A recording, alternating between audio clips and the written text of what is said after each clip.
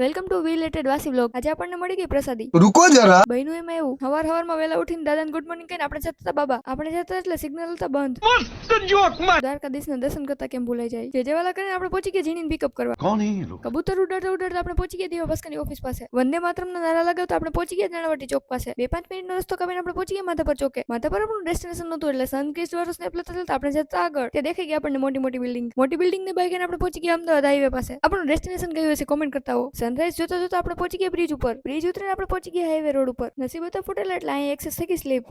ખાટુ બાબાને દયાથી આપણને એટલું બધું ન વાગ્યું એટલે આપણે જતા ડેસ્ટિનેશને. ખડબચરા રસ્તા ક્રોસ કરતા કરતા 40-45 મિનિટ આપણે પહોંચી ગયા ખાટુ બાબાના મંદિરે. આપણે પહોંચી ગયા રાજકોટના ખાટુ શ્યામજીના મંદિરે. તો આ તો કુવાડવા રોડ ઉપરનું ખાટુ શ્યામજીનું મંદિર. ખાટુ બાબા માટે આપણે લઈ આવતા હતા જે જેવાલા કરીને 2 બોટલ અત્તરની ચડાવી દીધી. પ્રસાદીની 1 બોટલ આપણે રાખી લીધી.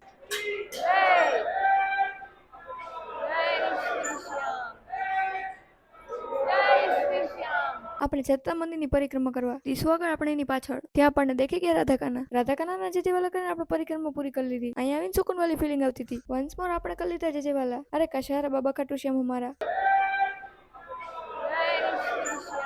કીર્તન સાંભળીને આપણે જોઈ લીધી અહીંની નદી હતી કે ડેમ એનું નામ નથી ખબર. નદી જોઈને આપણે પહોંચી ગયા નીચેના ફ્લોર ઉપર. આપણે લઈ લીધી અહીંથી પ્રસાદી. ખાટુ શ્યામજીના દર્શન કરીને આપણને આવી હતી બહુ મજા.